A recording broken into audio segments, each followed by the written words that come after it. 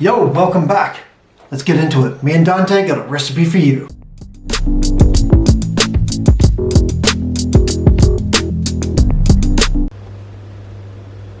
Alright, so I've got a nice ribs here. Pretty good. So the first thing I like to do always with my ribs is on the back, put this membrane. I like to try and get it as much off as possible.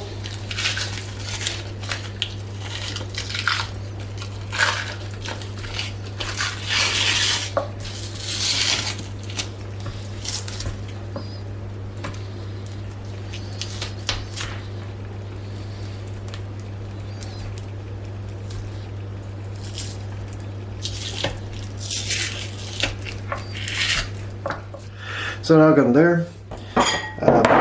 I like to use my own rub. I'll leave the description of how to make these in the actual description box, funny enough. Some people like to rub them in. Go nuts. Like if you want to rub it in, rub it in. Make a good coating.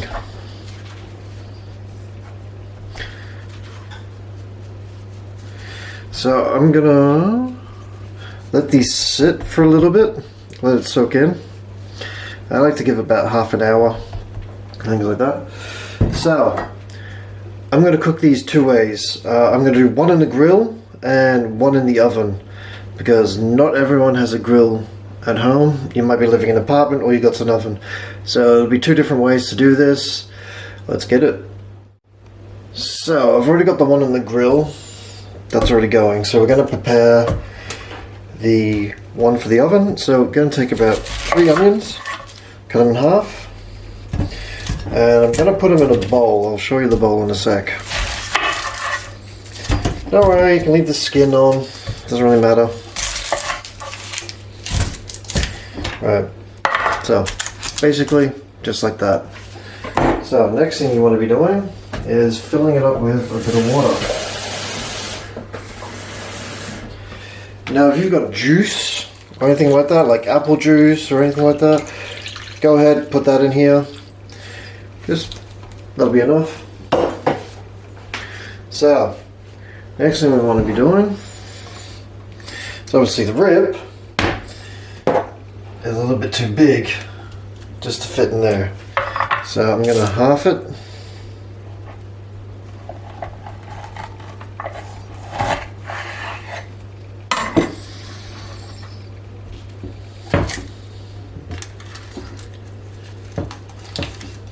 Place them in. So eventually, your lasagna looks like this.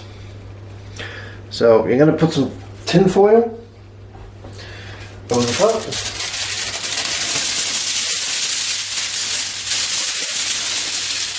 And make sure the shiny side always goes to the top.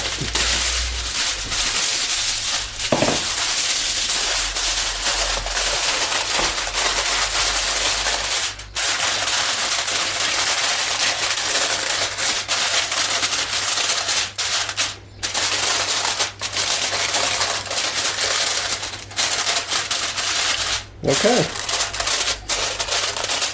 so you got that.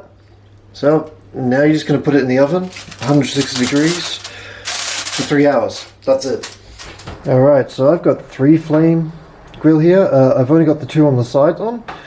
Put this in the middle and I'll leave it here for an hour and a half. Then I'll come back, wrap it in tin foil, put it meat side down, cook it for another hour and a half, and she should be done. Alright, so let's get started on the dough for these pork buns. So to 1.5 cups of lukewarm water, I'm going to be adding 2 teaspoons of sugar.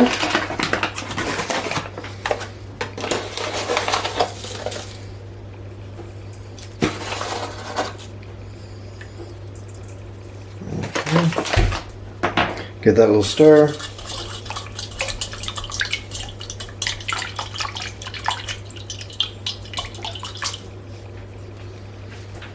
Okay, to that I'll be adding my yeast. I'm just using a packet dried yeast,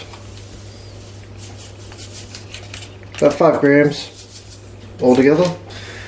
So I'm going to set that to the side, let it sit for about 5-10 minutes, wait till it starts to foam up. The reason I add sugar in there is the sugar helps the yeast to activate.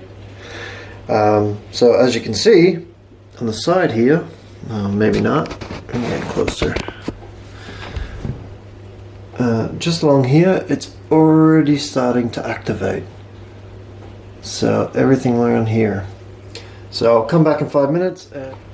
So as you can see, it's already foamed up. It's been about 10 minutes. So I'm going to move it into a bigger bowl now. Actually get all the yeast out. So in this one I'm going to be adding my flour. So flour is about 580 grams. Best thing to do is the flour is probably add half a cup of flour. Give it a mix.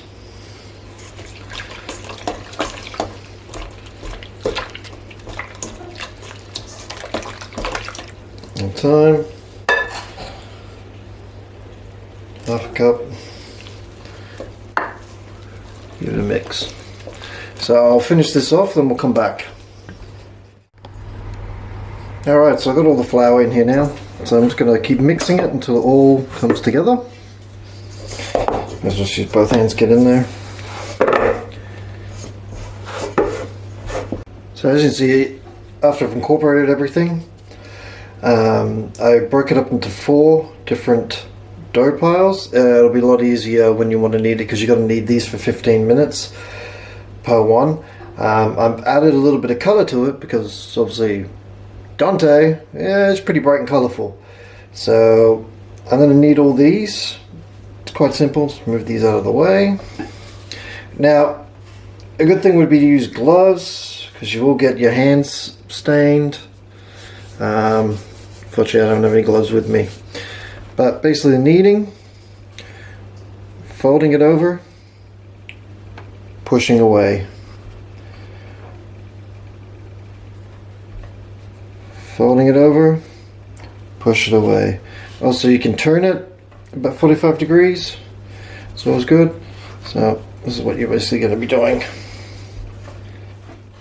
Alright, so I got the 4 colors there. So I'm going to put them in some cling foil or plastic wrap, whatever you want to call it, over them, put them in a warm place for about 2 hours. So as you see, I've taken the 4, mix them all together. Now I'm just going to roll a little bit flat. Now you may want to put a little bit of flour here, just a little bit, just to help stop it from sticking to the surface.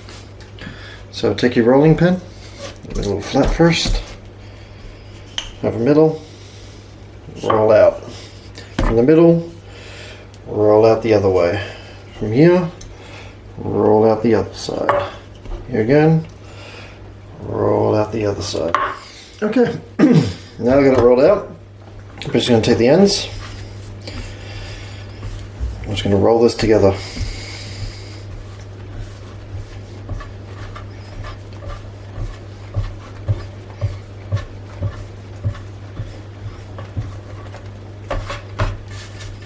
Alright, there you got your dough.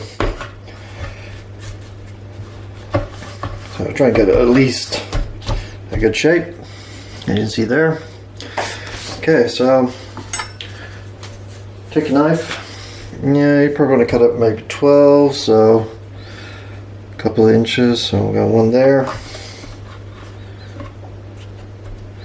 one here, 2, 3, 4, 5, 6.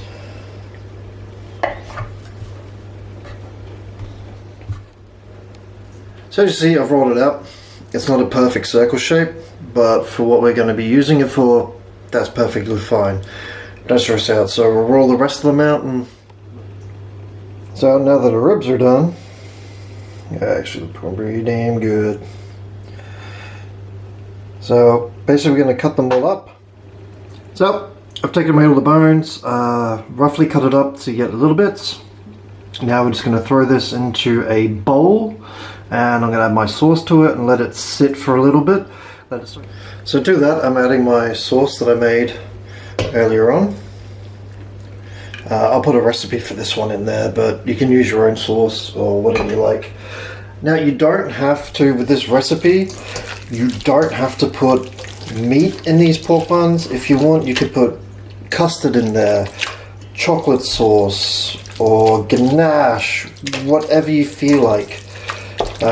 Like the dough itself is a little bit on the sweeter side, so that helps it. So that's good. So I'm gonna let that sit for a little bit, let it soak up. But obviously we've got to do a little taste test. All right, let's try it.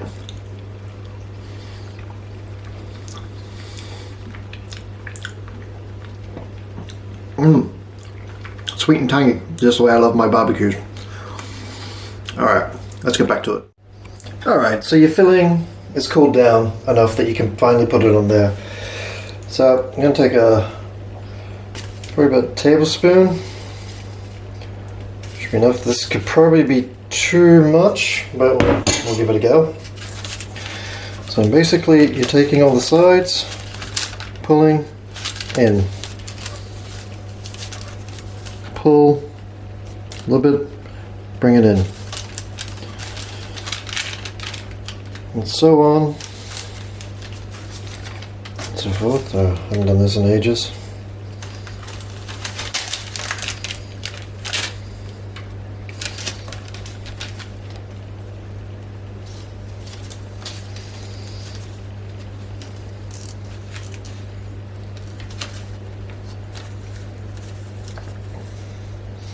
Then pinch it together. Alright. Well, I like to fold mine back over. So that's one done. So let's get the rest finished. Alright, there we go. Alright, as you can see, they're all singled out. Some I've already put in the freezer. They'll last in the freezer up to 3 weeks. Just take them out, leave them at room temp till they get to room temperature, and then steam them. So our steamer is ready, so I'm going to put them in and let's do it. Alright, 15 minutes up. Let's have a look. It's the moment of truth. Oh, pretty damn good. Alright, let's do a taste test. Alright, so that was the recipe for today, so let's try the taste test.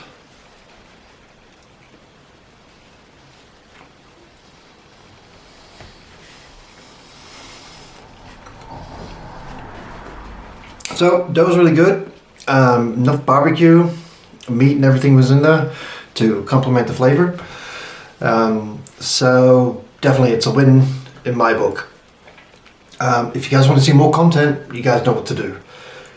Hey, so as always, have a good evening, have a good night, and always be kind to one another. Catch you guys next week. Bye.